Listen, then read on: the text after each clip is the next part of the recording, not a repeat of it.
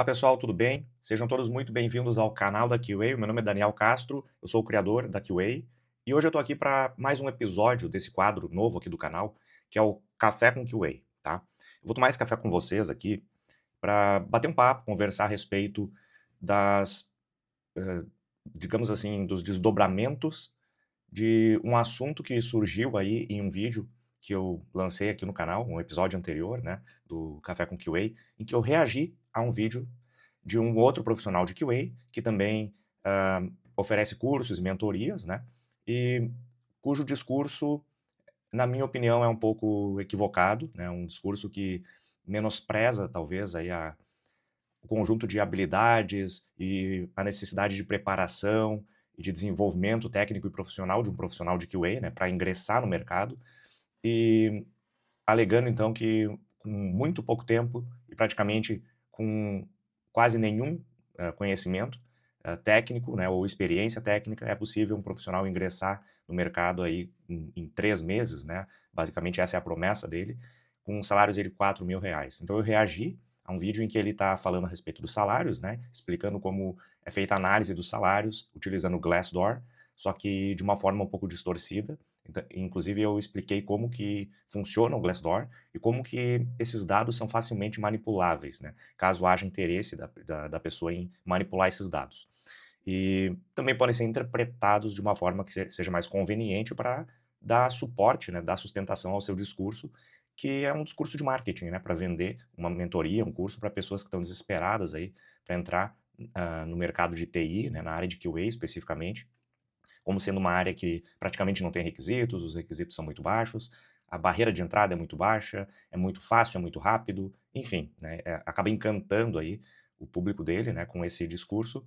E então eu lancei esse vídeo aqui no canal, reagindo a um vídeo dele, e isso gerou um pouco de polêmica na nossa comunidade, né, nos grupos da QA, no WhatsApp, no Telegram, e pessoas vieram falar diretamente comigo através de direct message no Instagram, também através do LinkedIn recebi algumas mensagens, né, e também via WhatsApp, né, acabei sendo abordado aí por algumas pessoas que manifestaram sua opinião, alguns concordando, aprovando, né, esse tipo de posicionamento que eu tive, outras pessoas questionando, né, a real, hã, qual seria o real valor agregado aí com esse tipo de react, que na minha opinião traz esclarecimento, né, alerta as pessoas para esse discurso que é um pouco distorcido e que na minha opinião presta um desserviço para a nossa área, tá. Então hoje eu quero dar continuidade aí a esse a essa discussão, né, a esse assunto, trazendo mais vídeos aqui para reagir, tá.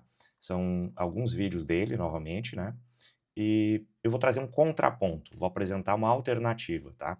Que são vídeos de um outro profissional que é uma referência na nossa área, que tem uma carreira longa e bem-sucedida e que também oferece mentoria, mas com uma abordagem um pouco mais realista, mais responsável, tá? Então eu vou começar compartilhando minha tela aqui para apresentar para vocês estes vídeos enquanto eu tomo mais um gole aqui do meu café. Bom, primeiro vídeo ao qual nós vamos reagir é este aqui, ó. Analisando os requisitos de uma vaga para QA Júnior, tá? Por que eu estou trazendo este assunto? Algumas pessoas me questionaram, afinal, o que é exigido, ou o que é esperado de um profissional de nível júnior, né, para ingressar no mercado? Já que o meu posicionamento, já que a minha opinião, né, que eu manifestei nesse vídeo no qual eu reagi ao vídeo dele, falando sobre os salários que não seriam tão realistas assim, né, nessa faixa de valores mais inflacionada, mais elevada, né, e que na verdade eles são um pouco mais baixos do que isso. Existem, obviamente, salários mais altos, mas são raros, são exceções, tá? E a gente não pode contar com a exceção. Essa não é a regra, né? Essa não é a faixa de valores que a maioria dos aspirantes a uma carreira de QA vão encontrar na sua primeira oportunidade de trabalho.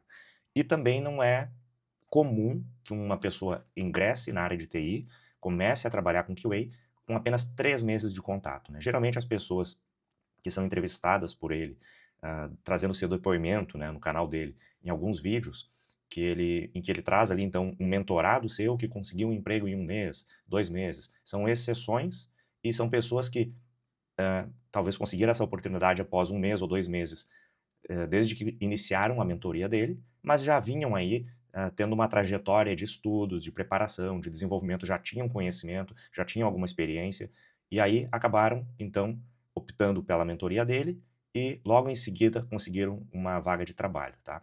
Porque a abordagem dele é muito incisiva em LinkedIn, em se candidatar para as vagas, independente dos requisitos, mesmo que não atenda completamente os requisitos, tentando então burlar um pouco, né, o processo seletivo ou burlar o sistema, né, burlar os requisitos, tentando ter acesso às vagas, vamos ser bem honesto, né, as quais esse profissional não estaria adequado, né, não estaria atendendo os requisitos dessa vaga, basicamente. E então eu estou trazendo esse assunto aqui porque a forma como ele apresenta aqui os requisitos de uma vaga de QA Júnior faz parecer que não precisa quase nada, não precisa saber praticamente nada, não precisa ter nenhuma experiência, enfim, é acessível para qualquer pessoa, né? E não é bem assim, né? Nós temos aí uma série de relatos de pessoas que estão buscando oportunidades para recolocação no mercado de trabalho depois de um layoff, né? E estão tendo dificuldades, mesmo com experiência, né? Mais de um ano de experiência, profissionais de nível pleno, sênior, estão tendo dificuldade, os requisitos das vagas, né, estão com um nível de exigência mais alto. Isso também é resultado da entrada de muitas pessoas que não estão preparadas no mercado, porque elas acabam tentando se candidatar para concorrer a essas vagas, né? E para filtrar um pouco, né? Para eliminar já nessa primeira etapa, que seria se candidatar, enviar um currículo, né? Se candidatar, aplicar para uma vaga, os recrutadores acabam elevando o nível das vagas para desmotivar essas pessoas que não estão preparadas, e isso acaba prejudicando, atrapalhando quem estaria preparado para aquela vaga, né? Que agora acaba tendo um pouco mais de dificuldade para se adequar ao novo requisito da vaga, que está com um nível de exigência um pouco mais alto. Então, nesse primeiro vídeo aqui, eu selecionei um trecho aqui que é de 2 minutos e 43 até 3 e pouco. Bom, eu vou Nessa vaga começar que eu um tô pouco antes, né? Vou começar aqui em 2:30 2:30 2:30 e pouco, né? Deixa eu ver a velocidade do vídeo. Eu assisto tudo em 2x, né, para ganhar tempo, mas eu vou rodar o dele aqui em 1,5, tá? Para a gente agilizar um pouco o processo aqui, mas basicamente eu vou reagir então, manifestar minha opinião a respeito disso que ele vai dizer aqui nesse próximo minuto de vídeo. Vamos lá. Ó, o Natan, ele exige alguma tecnologia específica? Não.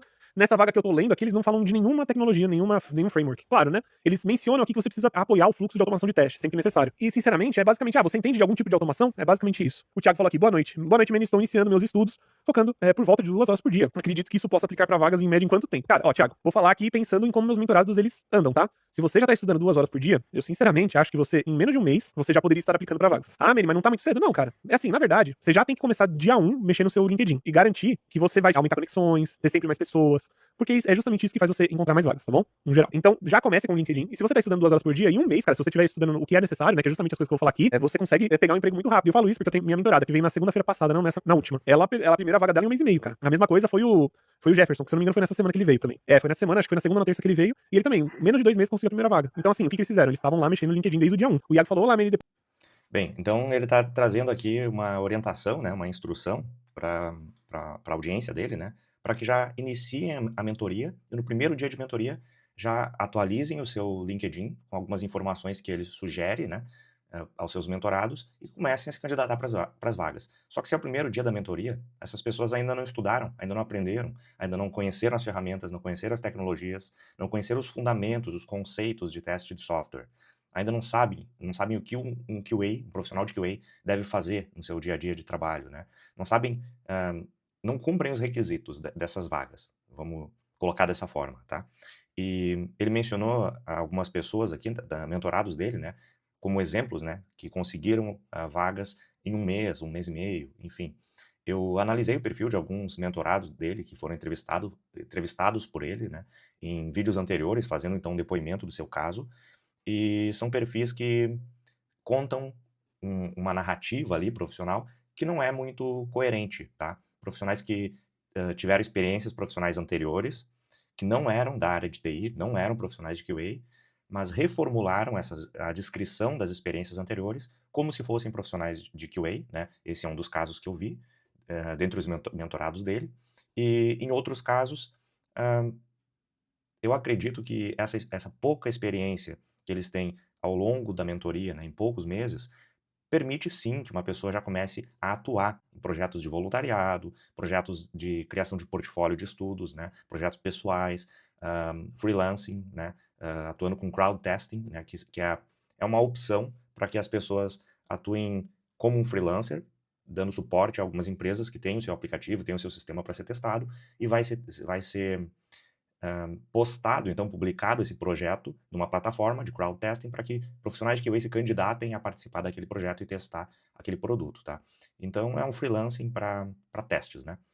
Tudo isso é viável, tudo isso é possível já no início da carreira, mas o profissional já conquistar a primeira vaga sem experiência nenhuma, né, se intitulando então profissional de nível júnior, eu acho que não é muito coerente. Isso seria um profissional de nível iniciante, talvez um estagiário, né, se a pessoa está cursando graduação ou algum outro tipo de curso aí que permita fazer estágio, também é possível ingressar na área de TI, na indústria de TI, né, na área de QA, através de estágios ou como iniciante, porque o que é esperado de um profissional de nível júnior é que saiba um pouco, saiba algo, tenha alguma experiência, pouca experiência, mas alguma. Mas não que precise ser treinado do zero, que precise aprender tudo, porque ainda não sabe, ainda não adquiriu conhecimento, não teve tempo ainda para estudar, para conhecer, para se formar um profissional, né, naquela área.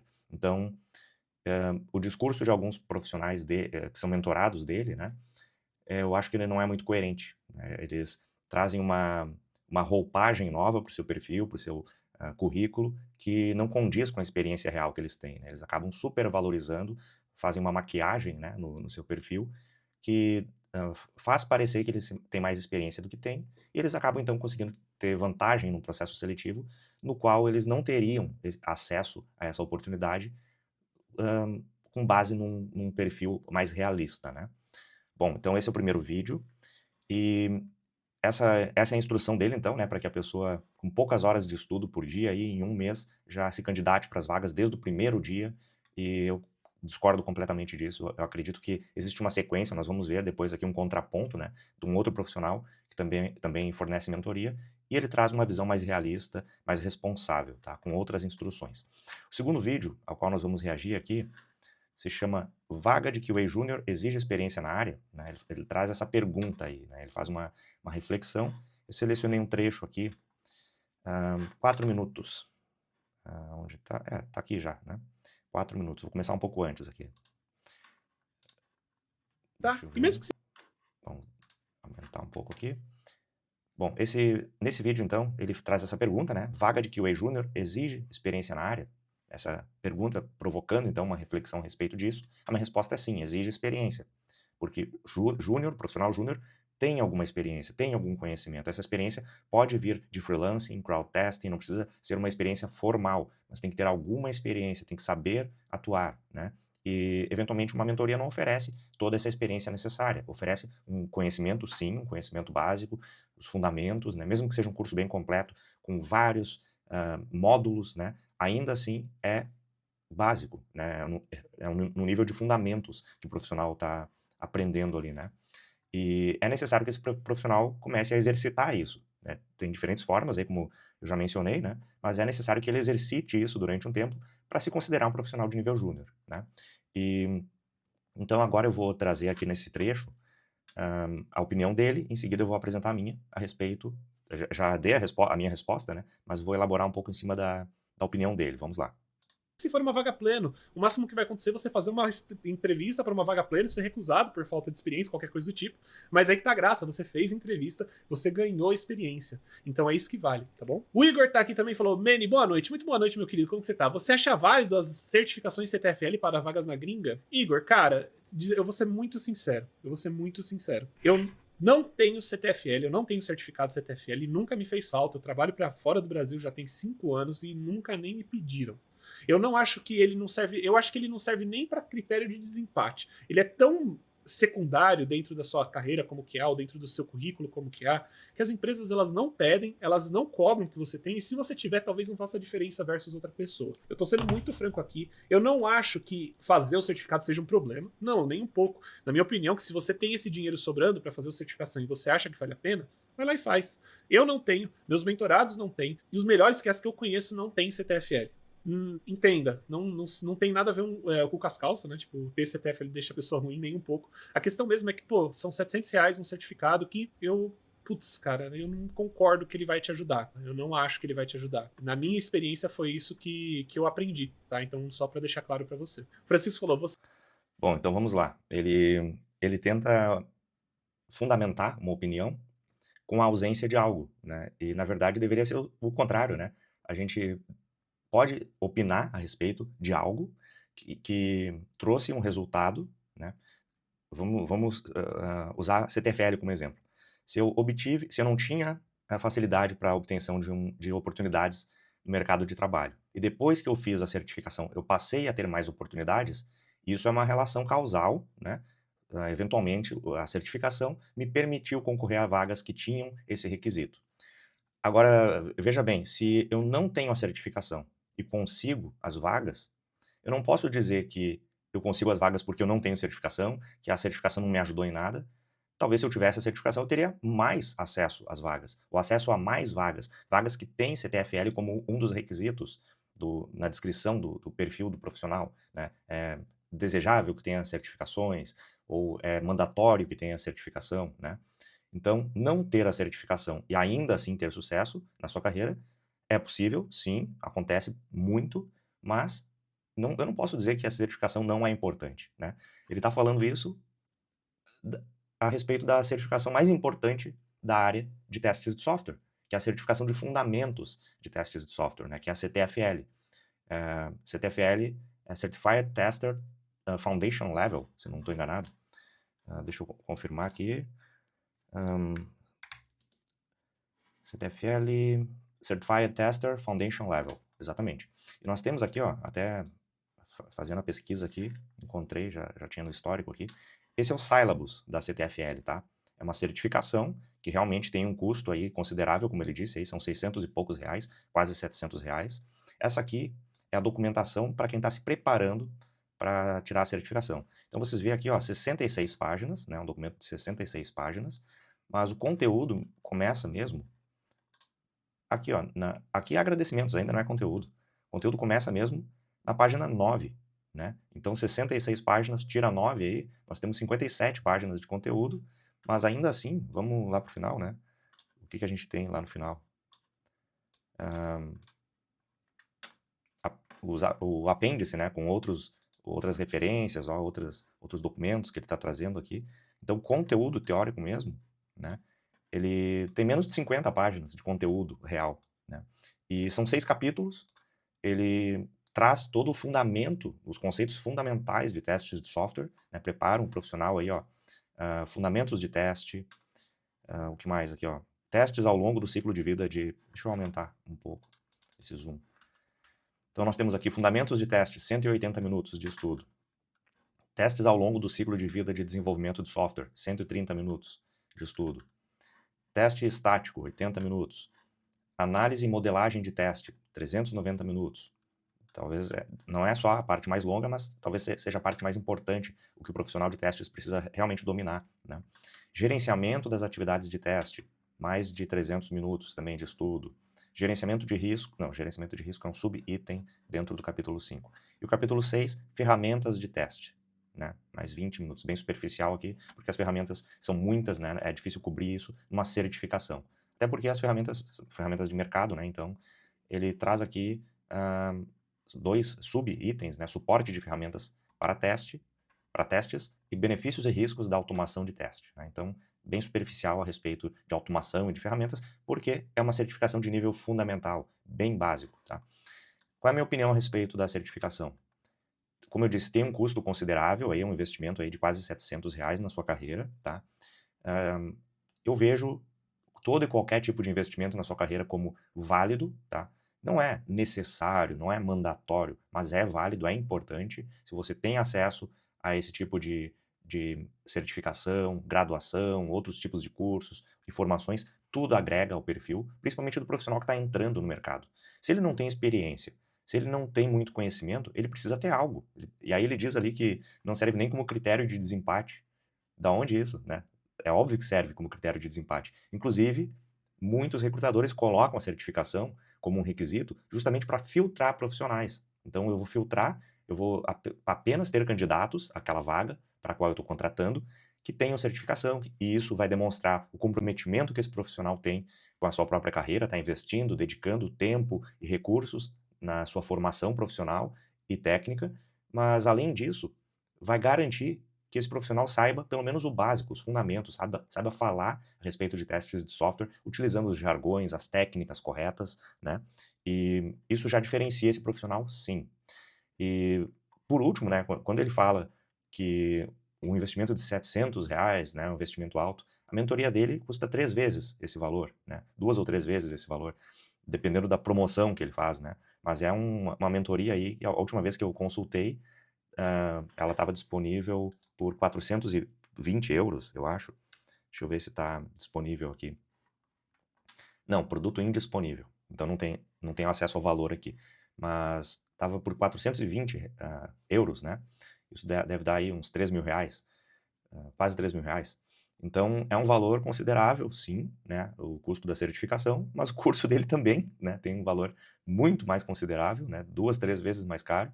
E ele oferece ali alguns certificados dos módulos do curso dele, que, na minha opinião, não tem comparação com uma certificação que é padrão de mercado internacionalmente, tá?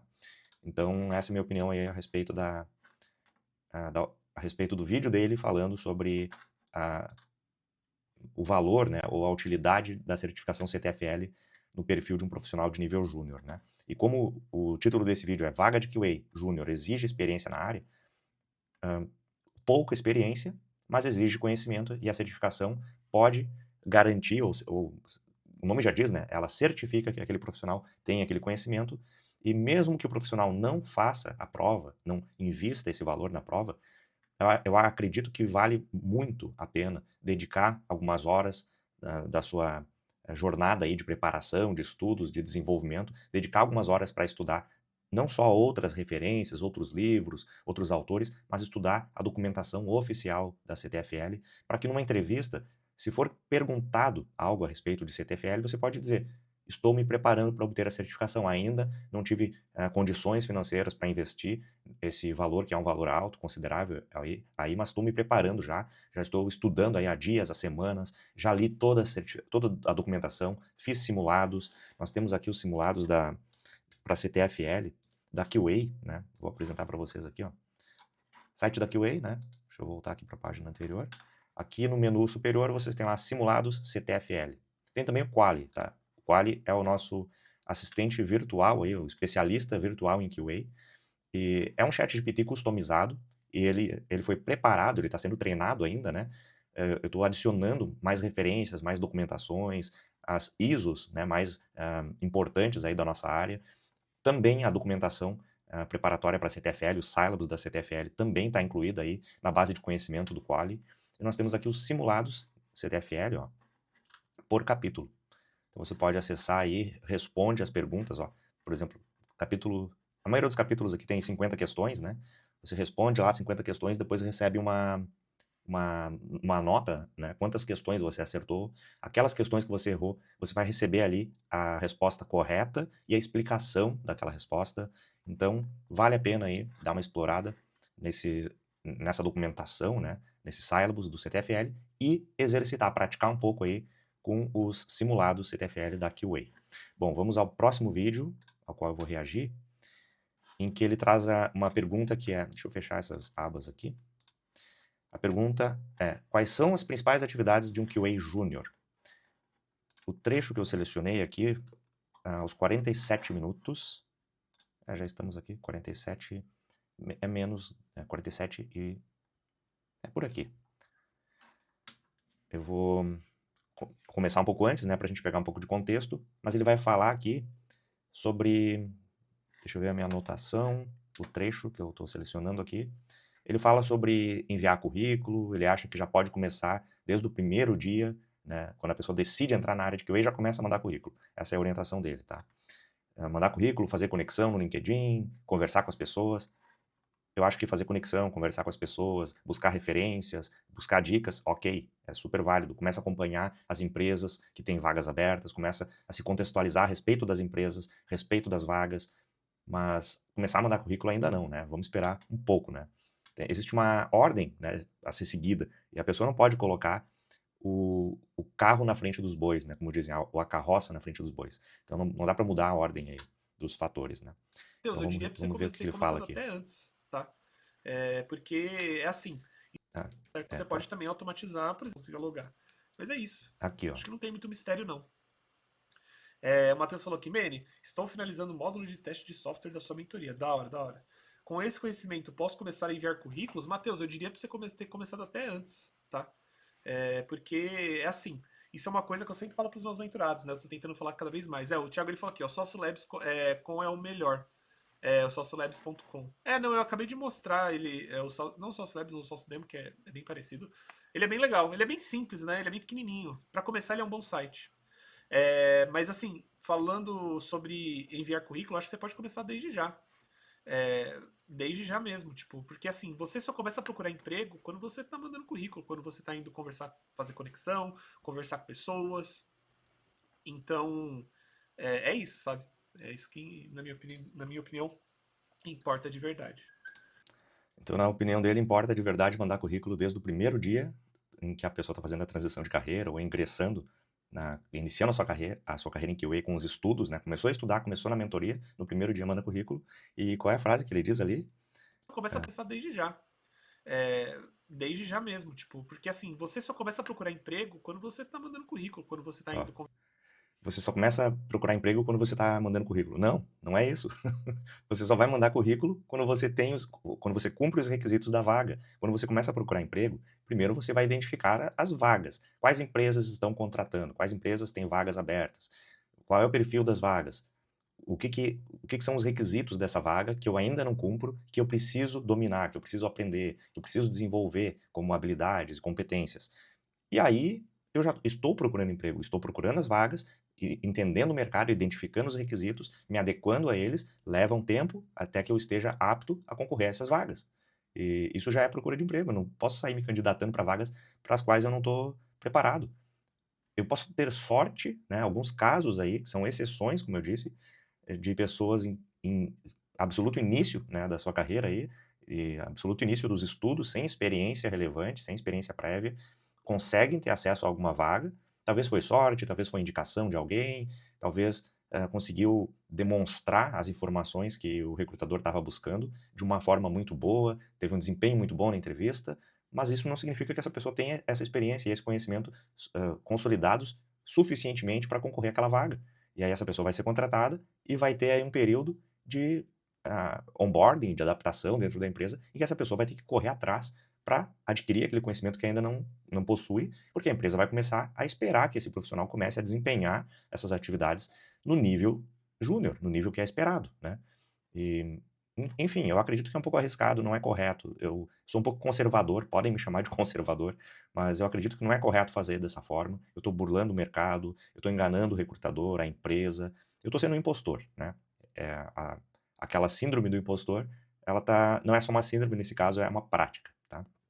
Então esses são os 3 vídeos dele que eu queria compartilhar aqui com vocês e reagir. E agora eu vou trazer um contraponto, tá? Vou apresentar para vocês aqui, para quem ainda não conhece, mas quem é da área de QA, quem já está estudando aí, ou já está atuando já há algum tempo, conhece com certeza algumas referências, nomes aí de referências muito importantes da área de QA do Brasil, né?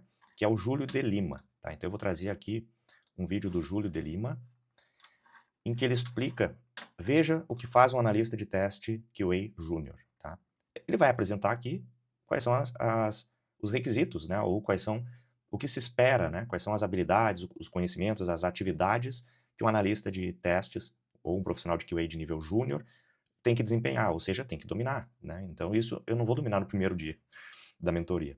Então, primeiro ele divide aqui os níveis, né? Ele faz aqui a divisão de níveis. Eu não vou rodar o vídeo, tá? Eu vou só ilustrar aqui alguns trechos que eu acredito que sejam importantes aqui trazer para vocês. Eu anotei aqui alguns minutos, né? Mas eu não vou rodar, já rodei bastante conteúdo aí. Mas ele explica aqui que nas empresas bem estruturadas, e até nas empresas que não são muito bem estruturadas, mas que já estão buscando uma estruturação hierárquica, uma matriz ah, de funções, de cargos e competências, né? Definir quais são os níveis de senioridade que essa empresa vai ter e, a partir daí, então, começar a criar vagas, definir os requisitos para as vagas, para encaixar dentro dessa matriz aí, né, de cargos e competências. Essas empresas, elas têm bem definido o que é cada nível, o que se espera de cada nível, tá? O que eu quero dizer com isso? Uma vaga de nível júnior, que tem um requisito que é, obviamente, menos exigente do que nível pleno e sênior, exige menos coisas, menos conhecimento, menos experiência, menos domínio de tecnologias, de ferramentas, etc., já apresenta alguns requisitos, certo? E aí, quando eu começo a apresentar para o mercado, né, profissionais que não estão preparados, começo a trazer para o mercado profissionais que não estão preparados, começo a vender mentoria e cursos para esses profissionais e libero eles para o mercado dizendo assim, ó, pronto, já fez a mentoria, tá pronto, vai lá. Ou desde o primeiro dia de mentoria, dizendo, começa a se candidatar para as vagas. Ah, pode ir fazer entrevista, se você não passar na entrevista, você pelo menos vai conseguir se desenvolver um pouco mais, aí, adquirir experiência em entrevistas. Então eu vou virar um candidato profissional, vamos dizer assim, né? Sou especialista em me candidatar para as vagas, mas não tenho os requisitos das vagas ainda, né? Então, isso acaba sobrecarregando o recrutador, sobrecarrega os processos seletivos das empresas. O que as empresas fazem? Elevam o nível dos requisitos, elevam o nível de exigência desses requisitos, né? Começam a solicitar mais conhecimentos, mais ferramentas, mais tecnologias, né? Pedem que o candidato de nível júnior já conheça automação, já conheça linguagens de programação, enfim, né? Começam a exigir mais do mercado para justamente filtrar quem não está preparado. Quando eu digo que, né, quando nos vídeos aqui anteriores, né, aos quais eu reagi, quando eu digo que ele está prestando um desserviço, é nesse sentido, de atrapalhar o mercado, mas ele também está estimulando as pessoas a terem uma percepção da carreira que não é correta, né, dizendo assim, ah, o profissional de júnior não precisa saber quase nada. Existem requisitos de uma vaga, então precisa saber aquilo que está sendo pedido na vaga, né? Então não é correto dizer que não precisa saber quase nada. E aqui, quando o Júlio de Lima explica o que faz um analista de QA, né? Vamos ver aqui os próximos capítulos aqui, né? Ó, divisão de níveis, então ele primeiro explica, né, o que se espera de cada nível. Questão de terminologia, né? Opa, Essa nomenclatura de ó, algumas empresas podem ter terminologias diferentes, então o nível de senioridade pode ser diferente. Algumas empresas adotam números, né? Nível 1, nível 2, nível 3. Né? E alguns chamam de testador, outros chamam de analista de testes, outros chamam de analista de QA, outros chamam de QA engineer. São diferentes, né? São funções diferentes. A gente pode falar um pouco mais sobre isso em um próximo vídeo, né? Eu posso explicar para vocês a diferença entre esses diferentes cargos, né, na área de QA, mas algumas empresas usam esses nomes de forma equivocada, mas no fim das contas eles estão querendo recrutar, querendo contratar um profissional da área de QA que vai trabalhar com testes de software, tá? E hoje, atualmente, eu posso dizer assim, né? Hoje em dia não tem muito mais separação de cargos dentro de uma empresa. A empresa não contrata um testador e um analista de testes e um QA engineer. Eles contratam um profissional de QA que vai fazer tudo, tá? E isso também demonstra aí a demanda por conhecimento, por experiência, por dominar as tecnologias, os conceitos, porque o profissional ele vai precisar fazer tudo, tá? É uma realidade do mercado, então não é uma coisa trivial, não é uma coisa tão fácil assim, né? Exige sim dedicação, estudo, preparação. O que ele fala aqui depois, ó, olha, números, né? O Júlio de Lima, eu apresentei no vídeo em que eu reagi aos valores de salários apresentados lá no Glassdoor, né, pelo nosso mentor aí, nos vídeos anteriores. Eu apresentei lá os valores trazidos pelo Júlio de Lima, que faz uma pesquisa séria, uma pesquisa de salários, todos os anos, tá? Com uma quantidade muito grande de pessoas respondendo, dizendo qual é o seu nível de senioridade, qual é o seu salário, se trabalha remotamente, em qual estado do Brasil trabalha, se trabalha no exterior, se trabalha presencial, se trabalha híbrido, enfim. Ele traz, então, aí números, dados, né, estatísticas, e que são mais confiáveis, na minha opinião, tá? Mais confiáveis do que uma interpretação equivocada e enviesada no Glassdoor. Então ele traz aqui, ó, a exigência de mercado, ó. 67% das vagas requerem conhecimento em métodos ágeis. Scrum, Kanban, né, XP, enfim. 80% das vagas requerem conhecimento em programação para automação de testes. 19% das vagas requerem diploma de graduação. 25% das vagas requerem habilidade de se comunicar em inglês. Tá? Então, existem sim requisitos. Tá? Óbvio que existem os outros, né, percentuais que estão fora dessas fatias aqui, que não requerem isso. Né? Então, se 67% das vagas requerem conhecimento em métodos ágeis, nós temos aí 33% das vagas que não requerem. Então, o profissional pode focar naquela fatia de mercado que não requer isso, caso ele não tenha esse conhecimento e não esteja planejando obter esse conhecimento antes de se candidatar para essas vagas, né? Essa fatia maior aqui que requer. Graduação em inglês é menos demandado, mas existem algumas vagas que requerem e que são melhores empresas, melhores vagas, geralmente são, né? O que nós temos aqui depois das estatísticas? Níveis de atuação. Ó, aí ele começa a explicar, né? Eu não vou rodar o vídeo, mas ele começa a explicar quais são as principais atividades, qual é o nível de autonomia de um profissional júnior, o que ele faz no dia a dia, quanto tempo nesse papel ele tem que ter, né, antes de passar para um nível pleno, né, o próximo nível, que tipo de conhecimentos técnicos ele precisa ter, né? Então, tudo isso é baseado em pesquisa de mercado que ele realiza todos os anos, é baseado na comunidade que ele conhece muito bem, né? E numa experiência aí profissional relevante, longa. Hoje ele atua na Flórida, nos Estados Unidos, né, onde ele mora com a família dele, e é um profissional aí sério, responsável, tá? Depois ele apresenta, depois de ele apresentar tudo isso, né, deixa eu passar aqui para as últimas partes do vídeo. Sim, né, essas informações podem variar com base no contexto, obviamente, né? Evolua para o próximo nível executando as ações do seu nível atual e algumas daquelas desempenhadas pelo próximo nível. Então eu preciso ter um conhecimento aí do meu nível atual e do próximo nível já, né, imediatamente. O que eu quero dizer com ter conhecimento do próximo nível imediatamente como uma realidade aqui, ou uma situação, o que faz um analista de testes, um profissional de QA de nível júnior, com base nessa informação, né, executando as ações do seu nível e algumas desempenhadas pelo próximo nível, para passar para o próximo nível, então, para ser promovido para nível pleno, né, para ser considerado um profissional de nível pleno. Porque também é trazido aí no discurso do nosso mentor, aí, ao qual a gente está reagindo nos vídeos anteriores, né, é trazido também um discurso que muitas vezes o profissional em início de carreira, com 1 mês de mentoria, 3 meses de mentoria, consegue já ser contratado em um nível até pleno, né? Ou em muito pouco tempo, né? Eventualmente vai ser contratado como um profissional de nível júnior, e em muito pouco tempo, ali, em poucos meses, né?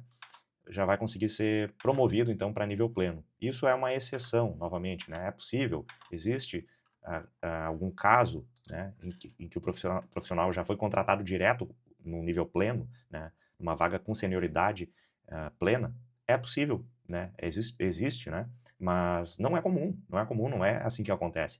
Se a empresa tem níveis, ela tem níveis por uma razão, e se ela está procurando um profissional de nível pleno, ela não precisa, ela considera, então, que existe senioridade de nível pleno, caso contrário, só diria um QA Engineer, por exemplo, sem nível nenhum, né, sem o analista de testes, sem informar o nível. Talvez a empresa não tenha níveis de senioridade e aí se confunda muito, né? Mas se tem um nível pleno definido como uma senioridade daquela vaga, significa que essa empresa entende o que é um nível pleno e também entende o que é um nível júnior. E aquele profissional que está entrando no mercado não tem o nível pleno ainda. Não tem uma experiência, ainda não reuniu experiência como nível júnior para se preparar, então, como está sendo dito aqui pelo Júlio, né, executando as ações do seu nível atual e algumas daquelas desempenhadas pelo próximo nível. Tá? Então é dessa forma que eu interpreto aqui essa informação que ele está trazendo como próximo passo, né, a próxima etapa. Então, primeiro tem que dominar o que é esperado para o nível atual e começar a atuar naquele nível. Conforme vai executando essas atividades e adquirindo mais experiência e se desenvolvendo mais ainda e dominando cada vez mais, até chegar ao ponto de já estar tranquilo nessa fase aí da carreira, para começar a focar no próximo nível, começar a estudar e desempenhar algumas atividades do próximo nível, assumindo mais responsabilidades, tendo mais autonomia, aí sim eu vou passar de nível. Então existem sequências de etapas aí e existem fatores a serem considerados na evolução da carreira e para entrar na área também, né? Então, o que faz um analista de testes ou um profissional de QA de nível júnior é definido, né? Existem requisitos Cada empresa define um conjunto de requisitos diferente, obviamente, mas a empresa ou aquela vaga tem clareza sobre o que espera ou o que exige que o profissional domine, né, para poder concorrer àquela vaga, tá? Então isso é o que ele fala aqui no capítulo Evolua para o próximo nível, né? E atender às expectativas, né? O próximo item que ele fala aqui, ó. Não, esse item aqui eu não vou. Não tem um slide específico, né? Mas ele está dizendo aqui, ó, não entender se o papel pode custar seu crescimento e até seu emprego, tá? Eu diria que esse é o entendimento que a gente tem que ter, essa expectativa que a gente tem que criar a respeito do mercado, tá? Ele traz aqui depoimentos de alguns alunos, né? Uma lista de alunos aqui, então é com base em um conjunto grande, né? Em muito subsídio, muita informação, né? Muitos dados. É com base nisso que a gente consegue se posicionar de forma coerente, tá? Por fim, resumão da aula aqui, ó, dele. Analise as necessidades do mercado para saber o que é necessário para se destacar em seu papel. Entenda o que a empresa onde trabalha espera do seu papel, dada a sua senioridade, além de saber o que é esperado do próximo nível. E conheça as atividades primárias, nível de autonomia, atividades do dia a dia, tempo médio e conhecimentos técnicos da sua senilidade. Senioridade, né? Senioridade. Não é senilidade. Então aquele que cometeu um typo aí, um erro. Provavelmente até feito pelo corretor ortográfico, não sei, né? Então, é sobre isso que ele fala aqui nesse vídeo de 51 minutos, um vídeo longo aí, né? Bom, então, depois ele tem aqui o encerramento, né? Próxima Conteúdo, aula, né? né? Baixar Como é esses o dia a slides. dia de um analista de testes QA, né? O próximo vídeo que ele traz aí. O próximo vídeo dele que eu quero trazer aqui, para dar um pouco mais para corroborar, né? Um contraponto aqui, um argumento contrário ao que estava sendo apresentado pelo Manny, né, que é o profissional lá da Lumestech, né, que é a mentoria que ele vende. Próximo vídeo aqui do Júlio, o trecho que eu quero trazer aqui. Na verdade, eu não vou trazer um trecho específico, né? É um vídeo aí de 17 minutos e pouco, né? 17h37, mas já quase no final, aqui assim, caminhando para o final do vídeo, porque ele percorre nesse vídeo essa lista de passos, tá? Que o profissional tem que dar. Então, é assim que você vai conseguir sua primeira vaga como QA Júnior. Esse é o título do vídeo, tá? Passos para conseguir a primeira vaga como QA Júnior dentro da área de testes de software. Então, ele traz aqui uma sequência de passos. E eu quero analisar essa sequência de passos com vocês para trazer um contraponto aqui ao que estava sendo apresentado pelo outro profissional, né? Pelo Manny. Primeiro passo, analise o mercado de testes de software e entenda o que ele exige de um QA Júnior. Então, primeiro, tem que saber o que o mercado espera, o que os requisitos das vagas contêm, tá? O Júlio, ele faz uma pesquisa de mercado, ele e a equipe dele lá, eles selecionam, ele mencionou em um dos vídeos, né? Selecionam, sei lá, mais de 500 vagas e dos requisitos das vagas, eles vão coletando ali as informações, os dados, por exemplo, quais vagas pedem automação, quais vagas pedem Java, quais vagas pedem JavaScript, quais vagas pedem CTFL. Então eles vão fazendo dados, vão extraindo dados, né, e gerando estatística a respeito dessas vagas, tá? Então ele faz análise do mercado de testes para identificar o que ele exige de um QA Júnior. Depois, identifica empresas que estão contratando QA Júnior, estuda essa empresa, tá? Se conecta então, né? O próximo passo, esse candidato aí se conecta com as pessoas que já trabalham nessa empresa, né? Então é uma sugestão dele aqui, uma instrução, como passo número 4. Conversando com essas pessoas, então, com as quais nós nos conectamos no passo anterior, a gente vai começar a pedir dicas a respeito da empresa, a respeito do processo seletivo, eventualmente o contato de alguém, de um recrutador, de um hiring manager, né? A pessoa que está contratando. Passo 6, busque ter experiência em testes de software, testando sites de ONGs voluntariamente, faça freelance em testes de software, crowd testing, né, que são algumas das sugestões que eu dei anteriormente também, tá? Então, buscar experiência. Então, começa a estudar, começa a praticar, começa a colocar esse conhecimento em prática e desenvolver mais conhecimento de forma empírica, né, na prática mesmo, através eu diria assim, da confrontação com a realidade, né, com o mercado, com as empresas, entendendo da comunidade técnica, o que os outros profissionais que já estão inseridos no mercado estão identificando nas suas empresas, ou o que eles fazem no dia a dia, para começar a perceber que não existe uma verdade absoluta, que existem aí diferentes contextos, né? E por fim, cria um portfólio, né? Faça um portfólio com todas as suas experiências com testes de software e candidate-se para essas vagas que você preparou, né? Que você se preparou. Então, você começa a pesquisar as vagas, pesquisar as empresas. Obviamente que essas vagas elas vão ficar abertas por pouco tempo, logo em seguida vão encerrar aquela vaga, né? Aquele recrutamento, porque já encontraram alguém, já contrataram, né? Algumas semanas, alguns meses no máximo.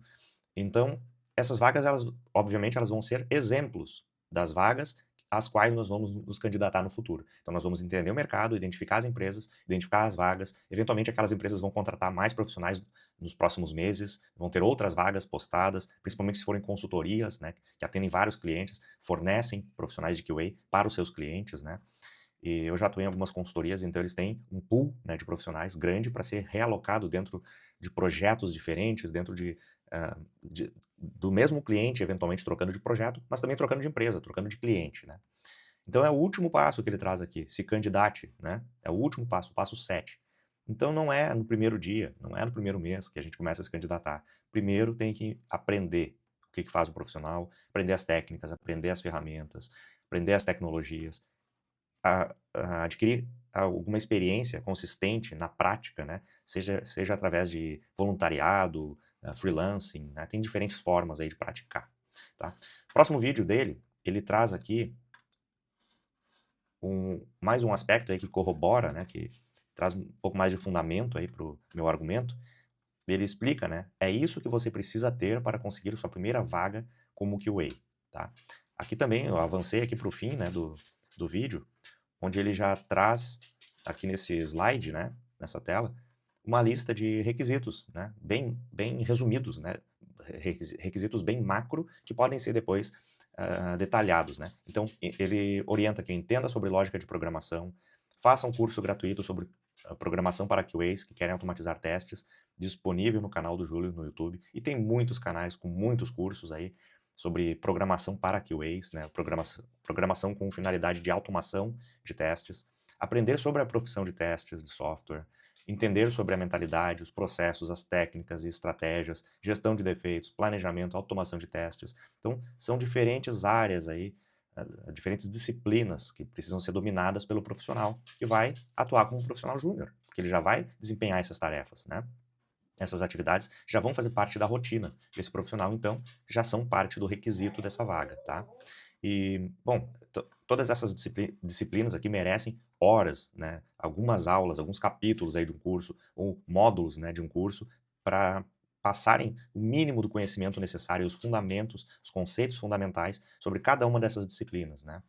O curso que nós temos aí na QA traz módulos aí específicos para tratar de cada um desses assuntos, e isso não pode ser burlado, eu não posso pular etapas, eu tenho que seguir o processo, tenho que respeitar o processo, seguir a programação aí de um curso, de uma mentoria, cursar todas as disciplinas, aprender elas, colocar em prática, e depois sim me candidatar às vagas, tá? E o último vídeo trazido aqui pelo Júlio, ele explica aqui como conseguir o primeiro emprego como QA, tá? Novamente ele traz um documento aqui, ele vai ele vai anotando aqui, conforme ele vai desenvolvendo, né, o raciocínio, mas nós temos aqui os capítulos novamente, ó. A primeira dica dele, o LinkedIn, né? Então ele orienta aqui, ó. Passada pode te Ele mostra aqui o LinkedIn, ele fala sobre utilizar as experiências anteriores em outras áreas como talvez aí uma ponte, né, ou fazendo uma ligação da sua experiência anterior com a área de QA, explicando como que aquela experiência anterior pode trazer benefícios para a sua atividade como QA, eventualmente uma habilidade que eu desenvolvi na minha carreira anterior, talvez eu atuava em outra área que requeria de mim uma determinada habilidade que é muito útil como talvez um ponto de partida aí do meu perfil profissional para me tornar um profissional de QA, né? Algumas áreas aí, algumas carreiras, elas exigem que o profissional se comunique bem, documente muita coisa, lide com muita documentação, então documente bem, né? Lide com processos, tenha atenção aos detalhes, enfim, uma série de habilidades que podem ser extraídas aí de outras carreiras e trazidas para QA. Então ele fala também sobre isso, né? Como trazer essa narrativa aí no seu perfil no LinkedIn e no currículo também, né? Ele fala aqui sobre alguns sites que a gente pode utilizar para Deixa eu encontrar as dicas dos sites aqui. Além do LinkedIn, ele fala sobre alguns outros sites, né, que são úteis, mas deixa eu encontrar aqui aqui, ó. Aqui o capítulo aqui do vídeo, né, tá dizendo LinkedIn ainda, mas aqui ele já tá falando sobre Crowdtest, né, que é um outro site útil aí para o profissional começar na sua carreira atuando com testes aí como um freelancer, né. Então é uma das formas aí para conseguir o primeiro emprego. Ele fala sobre o GitHub em seguida, né. Aqui, ó, pesquisar vagas de emprego no LinkedIn, fazer parte de projetos de crowdtesting. Ele traz dois aqui, né, crowdtest.me e utest.com. Tem outros aí, é só pesquisar no Google aí, né, uma lista de sites de crowdtesting. Depois ele fala sobre o GitHub também, a importância aí de criar seus primeiros projetos conforme vai aprendendo automação, aprendendo uma nova tecnologia. Cria o seu repositório no GitHub, coloca lá os seus projetos, né, de estudo ou projetos aí de freelancing que não tenham aí nenhum tipo de restrição, né, para divulgação. E desafios técnicos. Conforme vocês vão se candidatando para as vagas, algumas delas têm desafios técnicos. Vocês criam lá um projeto fictício, né, para demonstrar conhecimento e domínio sobre uma determinada ferramenta e publica ele, então, no GitHub e compartilha com o recrutador ou com um colega, ou futuro colega, né, que tem conhecimento técnico para avaliar aquele desafio técnico.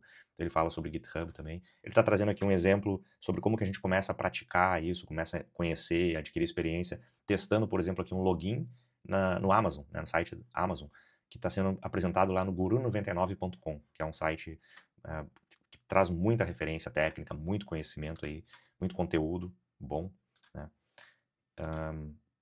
Ainda sobre aprender, né, esse é o capítulo que é aprender sobre testes, então ele bate muito nessa tecla, aprender, né, como conseguir o primeiro emprego como QA, aprendendo, praticando, exercitando, para se tornar um profissional com solidez, né, um conhecimento sólido, bem consolidado, né.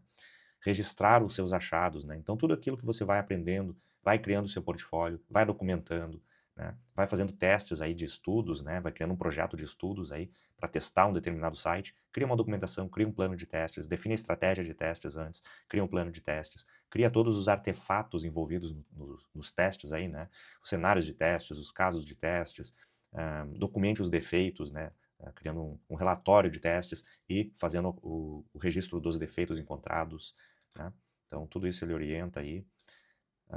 Inclusive ele traz uma sugestão aqui, ó, que seria, ele traz aqui um site de uma empresa, que eventualmente é uma empresa que tem uma vaga aberta, e eu posso estar interessado em me candidatar para uma vaga dessa empresa, e eu posso testar o site da empresa. Então eu dou uma pesquisada sobre a empresa, entendo o que ela faz, entendo qual é o negócio dessa empresa, eu vou lá no site dela, dou uma navegada, identifico como é que funciona o site. Aqui, por exemplo, tem um formulário de contato, eu posso testar esse formulário de contato, eu posso entrar em contato com o recrutador, já dizendo para ele assim, olha, sou um profissional em início de carreira, estou aprendendo, estou me desenvolvendo, estou estudando, já tenho alguma experiência com crowd testing, como freelancer, atuei em um projeto aí como voluntário, e estou começando a ter as minhas primeiras experiências, e como parte dos meus estudos aí, conforme eu descobri a vaga de vocês disponível aí, publicada no LinkedIn, eventualmente, né, me interessei por essa vaga, comecei a pesquisar sobre a empresa, e navegando pelo site da empresa de vocês, eu me deparei aqui com um determinado defeito. Eu gostaria de reportar esse defeito aí para que a equipe de vocês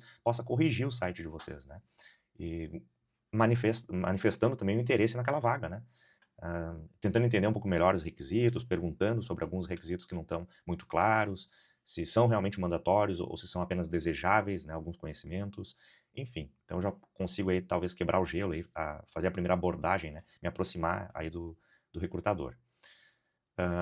Então ele fala sobre testes, o que mais ele fala? Criação de um plano de testes, reporte de defeitos, é tudo isso que eu comentei aí, né? Então são sugestões aí sobre como conseguir o primeiro emprego, né? Sobre como se aproximar da empresa, como me tornar apto a concorrer àquela vaga, entendendo os requisitos da vaga, entendendo a empresa, me preparando para aquilo e, em seguida, abordando, então, essa empresa. Bem, esses eram os vídeos aí aos quais eu gostaria de reagir, né?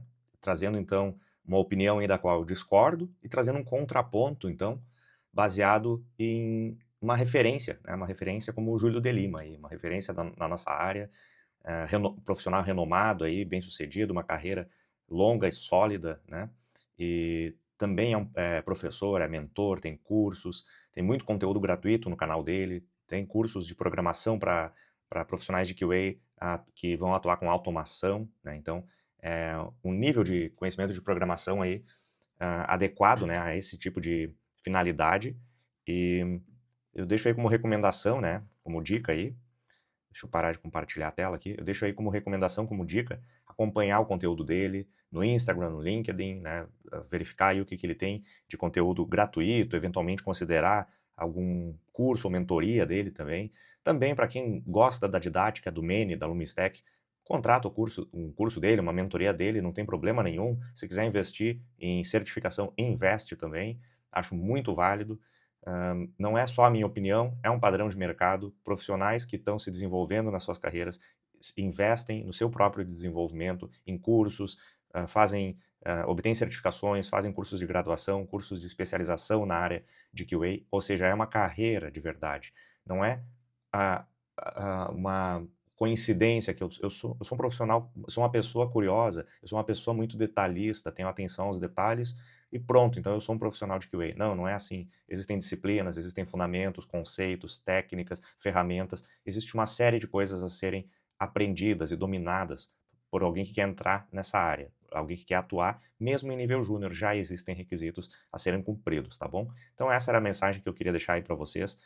Curtam o vídeo aí, se vocês gostaram, deixem o seu comentário explicando como está sendo a sua carreira aí, como foi a sua carreira para quem já é profissional na área de QA, aí, quem já tem experiência, como foi o seu processo de descoberta da área, aprendizado, desenvolvimento de carreira, desenvolvimento profissional, como foi o seu período aí de estudo, né, para entrar na área de QA, quanto tempo durou, qual foi a maior dificuldade que você encontrou, como é que você superou essa dificuldade, se foi através de estudos, como um autodidata, se foi através de cursos e mentorias, se foi através de certificação, enfim, deixa o seu comentário aí, contando como foi para você entrar na área de QA.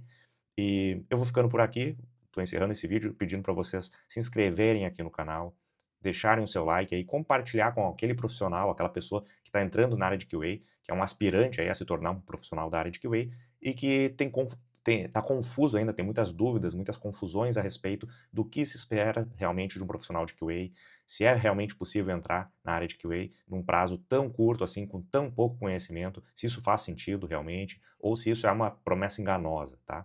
Então, um grande abraço, eu vou ficando por aqui, deixo um grande abraço para vocês e até o próximo vídeo.